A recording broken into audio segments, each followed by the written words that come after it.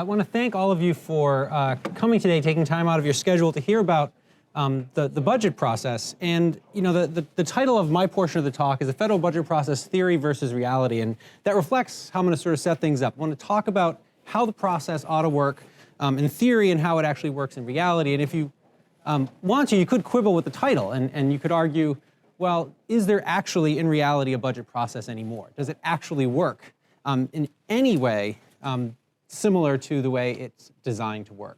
A lot of people believe that it does not. I'll talk a little bit about why that is and what steps we could take potentially to fix what ails the process. But first, a little history.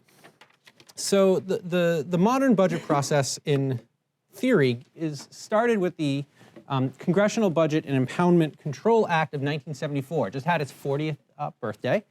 The goal, right, is to reassert congressional authority over the budget. So why was there a need to reassert congressional authority? Doesn't the Constitution give Congress, right, these powers to spend? Well, you know, in the 70s, Nixon had, the approximate reason for this law was in the 70s, Nixon had engaged in impoundment of money that Congress had appropriated. Had basically taken the power of the purse away from the Congress and said, I'm just not going to spend this money. So Congress was responding to that situation. But there was also a longer-term trend that Congress was responding to, and that is the rise of what many people call the institutional presidency, that people believe got its start in 1921 with the passage of the Budget and Accounting Act. So this essentially created the modern apparatus for presidential budgeting. So 1921 Act created the Office of Management and Budget. It created the presidential budget, and it just got the start of what we think of as the modern presidency with all of its associated powers. And so Congress said, well, you know, while we're at it dealing with the impoundment issue, let's, do one better and actually create our own system. So if the president can write a budget, we can write a budget. And we're going to create House and Senate budget committees to do just that. If the president gets the OMB, well, then we're going to get our own number crunchers and create the Congressional Budget Office. The budget resolution, which I'll talk about in a minute, and the reconciliation process, which I'll talk about in a minute, are sort of the means by which the Congress creates a budget. And so that's just a quick 2-minute history of why we have the budget process that we do today. It really started as sort of a battle between Congress and the president, and a desire for Congress to reassert its authority over budgeting. We've had several updates to the budget process since. I'm not going to talk about all of these, but most of these are focused on essentially reining in spending or dealing with deficits in one way or another. And so we've seen the evolution of the budget process over time. The last two of these changes, the Budget Control Act and the Bipartisan Budget Act, which many of you were here for, right? These sort of represent, in my view, sort of more than just tweaks to the overall budget process or the institution of caps. They also symbolize, a failure and a breakdown of the process. And I'll talk a little bit about that in a couple of minutes as well. Okay. So the budget timetable that you all have in front of you is actually codified in the law. So this chart here is taken from Congressional Research Service reports and other reports, and it draws from federal law, right? So this isn't something that's just comes out of the ether. This is all in the law, and importantly, there are these timetables that Congress is theoretically supposed to follow. And again, I say theoretically because we'll come back to the issue of enforcement in a couple of minutes. Now, I'm going to distill down a budget process which can actually be put on a big poster like this with lots of, huge flow chart. I'm going to distill it down into just a couple of essential elements, but within all of these steps, right, we could dig a lot deeper. So in February, the president submits his budget. The CBO, right, comes in and scores that budget, basically gives Congress its best estimate of what this budget actually will do. It doesn't take the OMB's numbers for granted, right? There's this tension potentially between the OMB and CBO in that regard. And then Congress starts doing its work. So the congressional committees submit their so-called views and estimates to the House and Senate budget committees, basically saying, what do we think is going to happen with the budget? What do we think is important? What are the priorities? What should the budget committees focus on? And I'll come back to this timetable in a minute, but that takes us into the discussion of the budget resolution, which is essentially the equivalent of the president's budget, in the sense that it provides this overarching framework for the consideration of appropriations and for the consideration of reconciliation. And I'll talk about reconciliation in a minute, but first appropriations. So what the budget resolution does is essentially give to the Appropriations Committee a pot of money called a 302A allocation. And then Appropriations Committee doles out these 302A allocations to each of the subcommittees. So it splits up the money. And then the appropriation subcommittees do their work. So the budget resolution essentially provides, right, this grounding or this framework or this coordination device so that the Appropriations Committee and the subcommittees can do their work.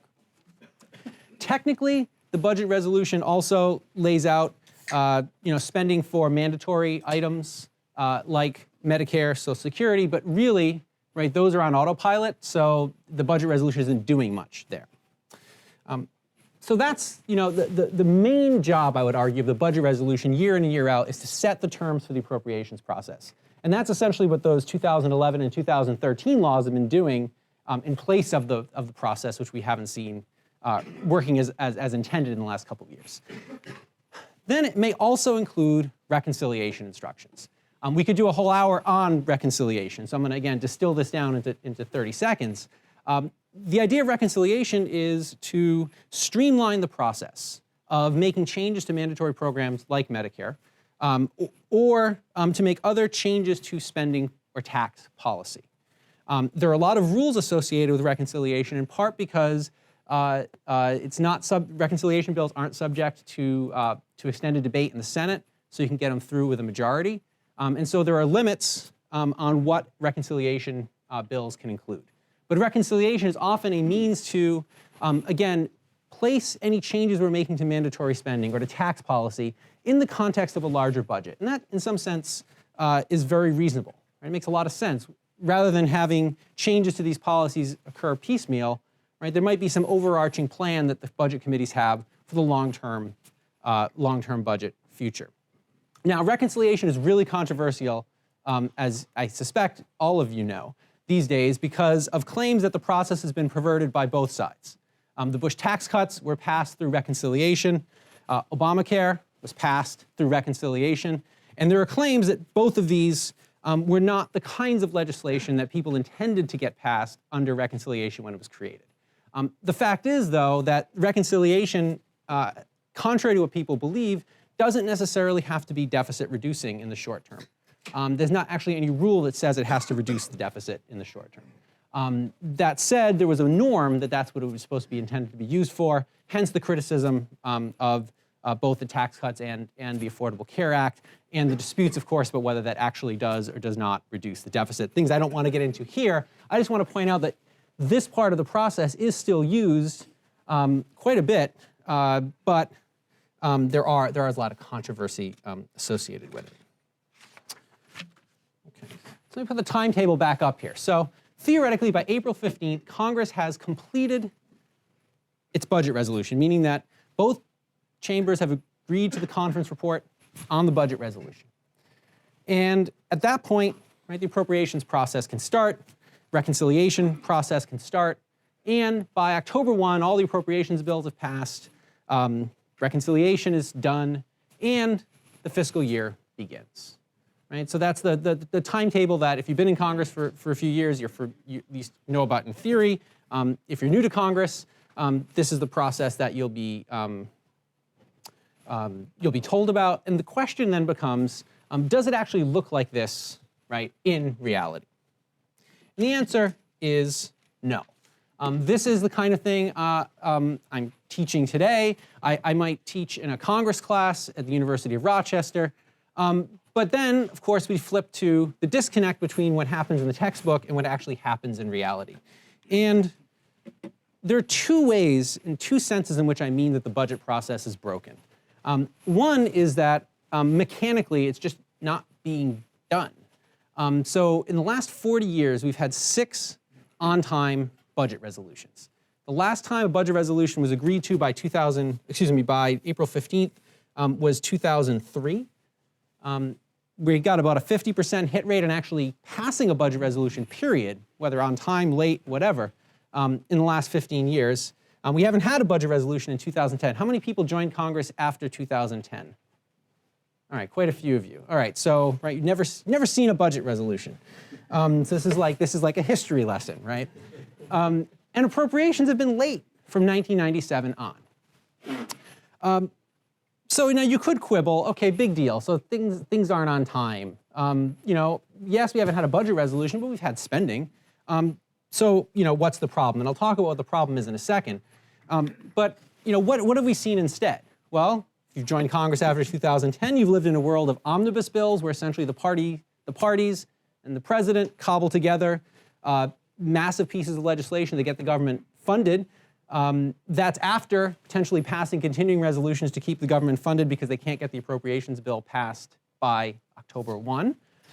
This year we saw the introduction of another unfortunate term in Washington parlance, the cromnibus, which was these omnibus bills for all of appropriations, plus a continuing resolution for Homeland Security, because we couldn't agree on that, due to battles between the president and the Congress that are still ongoing, and there are questions about whether we're going to see another continuing resolution on immigration, on Homeland Security tied to immigration. And then we have the rise of these things like super committees. I mean, so the regular order, sort of the way the textbook budget process has simply not worked anymore. But I would argue this is just scratching the surface. So sure, there's people talk about all the gridlock in Washington, about the partisanship, but you could potentially manage that. But the real problem is that suppose, as Pat's going to talk about, I think, we do get a budget this year. Right? The new Congress has committed that they're going to have a budget resolution. They're going to return to regular order. I would say that's great. I can update my slide previously when I do this talk again. But the budget process itself was designed 40 years ago for a world that was very different. So in 1974, 11% of total spending was entitlement spending. Now, as most of you, I suspect, know, it's over half of government spending. When you add in interest on the debt, that's really where the action is in the budget. Appropriations is important, of course. It's not an insignificant part of the budget. But the real long-term issues we face are not driven by appropriations, which is what the budget resolution primarily deals with. It's driven by mandatory spending. So entitlements, the biggest thing the country needs to deal with, are not inside this budget process. Nor, by the way, are taxes in some sense, unless, again, dealt with by reconciliation. Remember earlier I said that the 1974 Budget Act required a budget resolution. What exactly does that mean? What happens if Congress doesn't, as it hasn't since 2010, passed a budget resolution? Well, the answer, of course, is that nothing happens. There is no budget jail, right? Nothing happens to members of Congress or to the president if they do not pass a budget. And I wrote in my book on budgeting that to deal with delays in the budget process, another approach, perhaps even more extreme, would be to jail all legislators and the governor, this is in the context of state budgets, until a budget agreement is reached. And then I wrote in a bit of understatement, of course, the legislature has little motivation to impose these requirements on itself, right? So the Congress has no incentive, right, to impose tough requirements on itself to get a budget through, because why would it want to tie its own hands? It wants to have that flexibility. And because of this, the rules are gamed, they're often changed, and they're often just simply ignored. Great example of gaming the rules is in the 2011 law that I put up earlier. The Senate deemed the budget resolution to be passed as part of that law. Why did it do that? It did that to get around some Senate procedures and to streamline the process moving forward. So it didn't pass a budget resolution. It just said, by passing this bill, we're just going to call it and say we passed it. We're just going to say we did something. It's sort of like I deemed that I ran a marathon this morning. Right? I just deem it. Right? It doesn't actually make it true, but that's how the Congress gets around rules. Sometimes it follows its rules. It has points of order, right? So a member of Congress can raise a point of order, right, if they believe the budget process hasn't been followed. But those can be waived, right, pretty easily in the House and with a little bit of effort in the Senate. So these rules themselves are not stable. So the rules themselves are not quite designed for the budget problems we have today, and they're not stable. right? So you have this double whammy. And this is not an easy problem to fix because Article 1, Section 5 of the Constitution, right, says each house may determine the rules of its proceedings. Congress is the judge, jury, and the executioner when it comes to the budget process right now. And that, I think, creates some issues. So can the process be fixed? Well, in theory, yes. But I argue we need to start from scratch. What we need is credible and sustainable budget policy. The goal should not be, as it often is, I think, when we have talk of process reform, procedure for procedure's sake. Instead, we need to think about what exactly do we want to accomplish here. And I don't think it's about getting appropriations bills passed by October 1. Yes, that's important. Yes, that's necessary. But that's just such a small piece of what the budget process ought to be doing. These words I've been using a lot in the last few years. They come out of a S&P Standard & Poor's report when they downgraded U.S. debt. They wanted to see budget policy that was credible and sustainable. The idea being that if you actually pass a law, there's a belief that it's actually going to stick around for a while, and that it's actually going to put the country on a firm fiscal footing. And the op-ed I wrote in the Wall Street Journal a couple of weeks back, I sort of took on the fact that both parties have engaged in lawmaking that is very temporary, that creates this level of uncertainty for businesses and for consumers and for the public that ultimately hurts the economy. And there's actually a lot of economics evidence in that regard.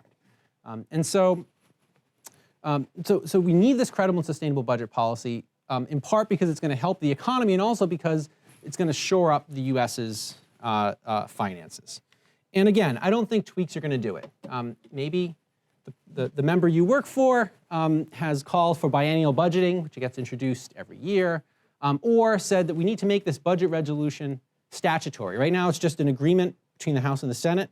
Why not make it a law the president has to sign? So just to give you a sense of why I'm so skeptical of these things.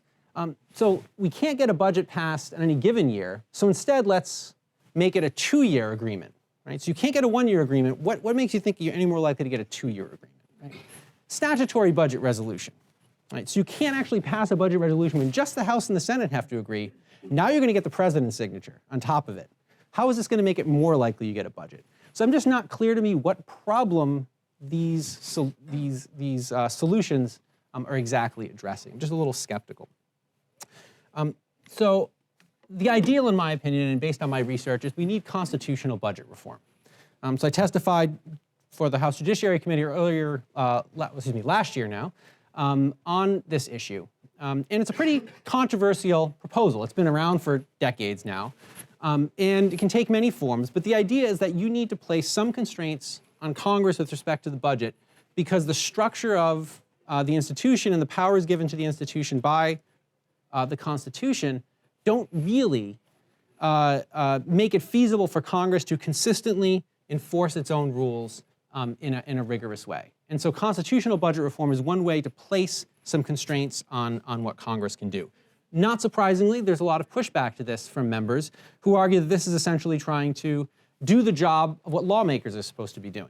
That was one of the critiques that's made of these proposals, that lawmakers, it's their job, right? It's the job of the members you work for to pass budgets, to not run big deficits. And it's the job of the voters to throw out elected officials who don't do that. But in reality, right, history has shown us, both the state level and the federal level, right, that in the absence of external constraint, it's very hard to get fiscal reform that actually lasts. Think about the last time we had a budget surplus. There was talk about what are we going to do with all this extra money? Well, it was pretty clear what we were going to do with all that extra money. We were going to spend it really quickly. So those surpluses disappeared. And one critique that's made from, of this proposal is, well, you don't want the courts to get involved. Imagine if the Supreme Court got involved in the budget process, try to rework budgets.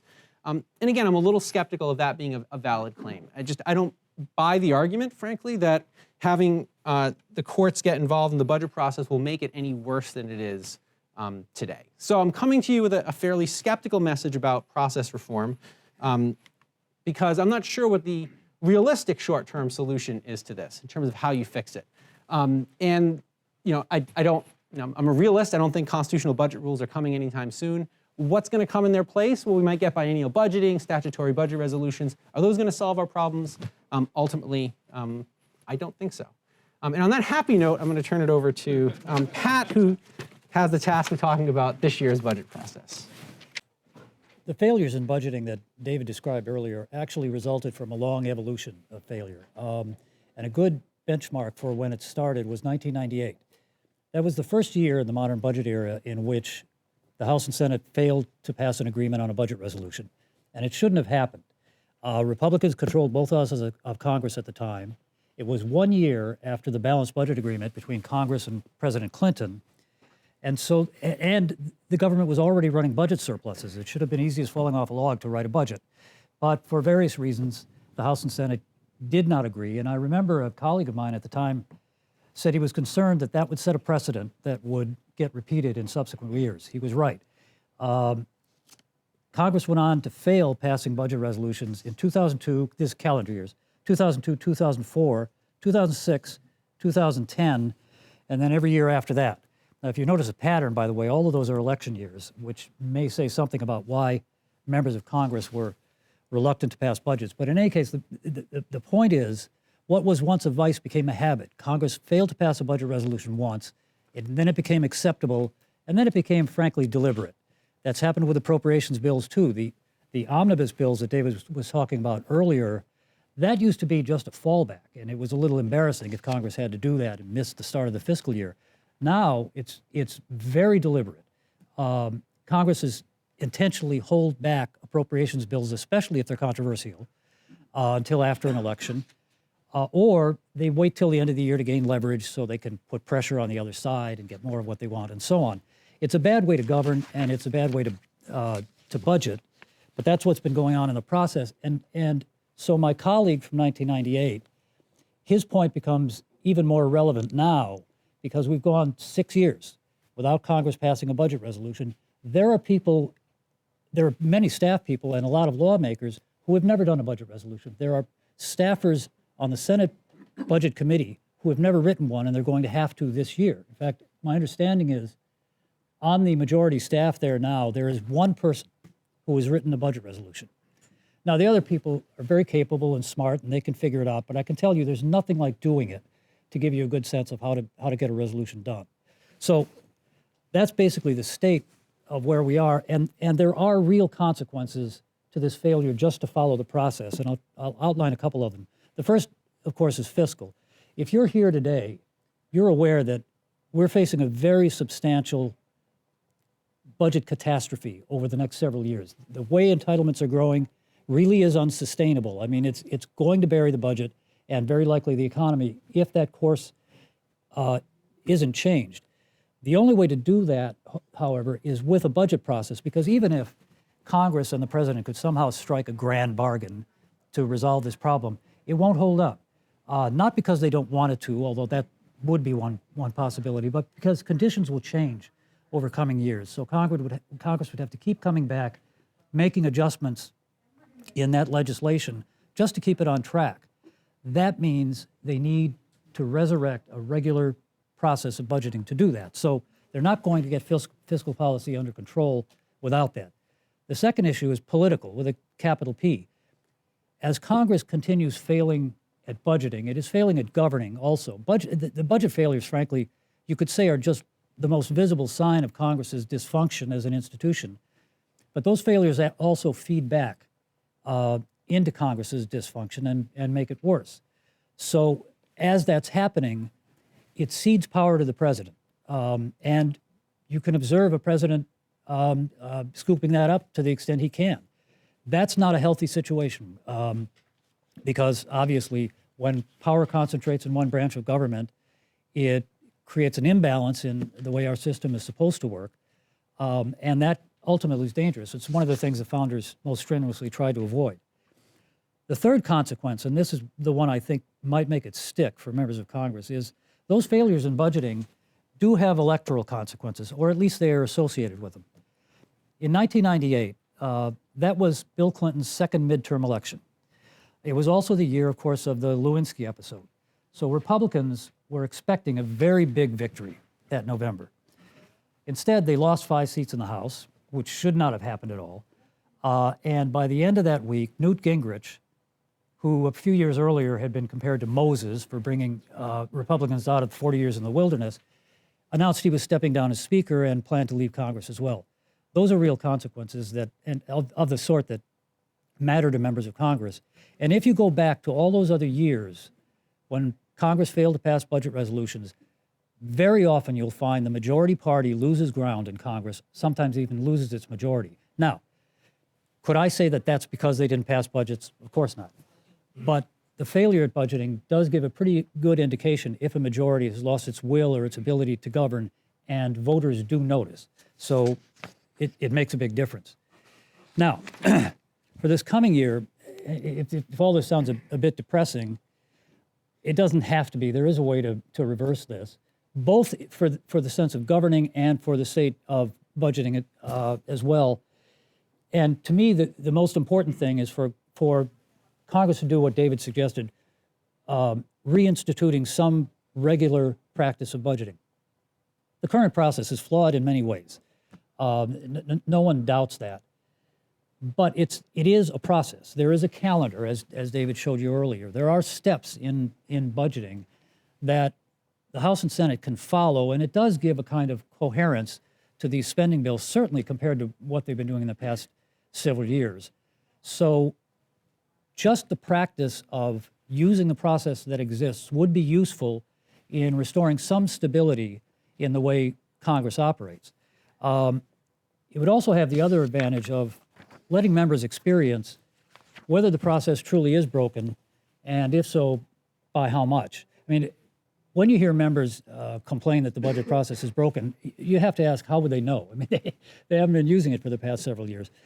In fact, though, to some extent, they're right. There are a lot of problems in the process. And so if they start using it again this year, as I think is imperative for them to do, it'll give them a chance to see what's really wrong with the process. And so that at the same time, they can start considering what revisions to the process really are necessary, or if they should create an entirely new one. I'm inclined to think the latter, because I think there are so many layers now that have been added to the original 1974 Act. We really need to clear out all the underbrush and start over. That's my opinion. In doing that, however, there's a few guidelines I think Congress ought to follow that are usually not considered very openly. Most of the budget reforms that have been recommended over the past several years have been constructed in a sort of problem-solving model.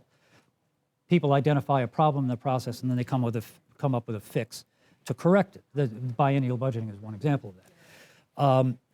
That's fine, because obviously any process that Congress might adopt has to be workable. It has to be practical for members and reasonably efficient. Otherwise, they won't use it, and we'll be back in the same place. Nevertheless, I don't think that's quite enough. What gets forgotten in all of this is there's a constitutional underpinning to the budget process, just as there is in any other act of legislating. And I think those principles are very necessary to remind ourselves of as we develop the process. Some of them may seem fairly self-evident, but they're worth keeping in the backdrop at all times as they're developing a process. And I'll give you my list, which is fairly brief. The first one is limit government by limiting spending. Now, every time I suggest that, one of my friends from the budget community will pop up and say, well, you're making an ideologically biased process. You're trying to aim at smaller government. And when they do that, I smile to myself and realize they've taken the bait, because that's exactly what I want them to think, because it's not what I'm saying. I'm saying limiting government, not reducing it. And the reason I say that is the Constitution doesn't prescribe the right size of government. It does, however, provide a framework for limiting government. And nowadays, with the budget being such an intrinsic aspect of governing itself, one of the best ways to decide where the limit on government should be is by deciding a limit on spending. So that's what Congress needs to do every year, and that's, to me, the biggest focus of the budget. Not deficits, not taxes, not debt. All those are important, but they are all determined by spending. Spending is how government does what it does, and that should be the principal focus of the budget process. Second, enhancing Congress's policymaking role. Congress is the first article of the Constitution, and budgeting is a principal means of making policy. So lawmakers should not look at it as a mechanical procedure to just endorse whatever spending is necessary to cover the legislation in place. It should see the budget as a principal exercise of making policy. Third, reinforcing the balance of powers, and I'd like to dwell on this for a moment because it's critically important. You will hear people say from time to time that the president should have a bigger role in budgeting. You will also hear some say that the separation of powers is a real problem for doing efficient budgeting. I have a different thesis about this. I don't think it's the separation of powers that's the problem. The problem is that in 1921, with the Budget and Accounting Act that David mentioned earlier, Congress tried to straddle the separation of powers by adopting an executive budget process that was better suited to, and in fact was modeled after, the parliamentary system in Great Britain. As a result, we had 50 years of executive dominance over the budget. It started small, but over time, presidents increasingly used the budget as an instrument for setting the agenda and driving policy. It was used during the New Deal. It was used during President Eisenhower's interstate highway system. It was used to create the Great Society. That was the system that endured during that time. And in addition, it accompanied what Schlesinger called the imperial presidency. Starting in about the early 1950s, presidents began very, very deliberately tying the budget together with their legislative program. That gave them a tremendous instrument to use. And even today, although the president's budget has no legal authority, no legislative weight, every time it comes out, it is seen as the major agenda-setting item for the country. It should be the other way around. Congress sets the agenda. Congress makes policy. The president's role is to execute it. Certainly, the president can make recommendations, but what we need to see more of is leadership and assertiveness from Congress, because that's where policy is supposed to get made. So that's why I say we should be looking at the process as a way of reinforcing the balance of powers. And again, that balance is a dynamic equilibrium. It's going to go back and forth at one time or another. Right now, the president is, in my opinion, too dominant. And I would say that no matter who was sitting in the White House. Congress needs to be more assertive and more effective, or we're going to permanently lose that balance that the Constitution created. My final one is controlling the administrative state. You've read some writers, both liberal and conservative, who have noted that the administration now has become so large that we have many agencies that constitute essentially a fourth branch of government, and they have legislative and judicial and regulatory authority, and many times Congress simply authorizes these agencies to make regulations. Congress doesn't really legislate. That's getting to be a dangerous situation because there's very little oversight when that's going on.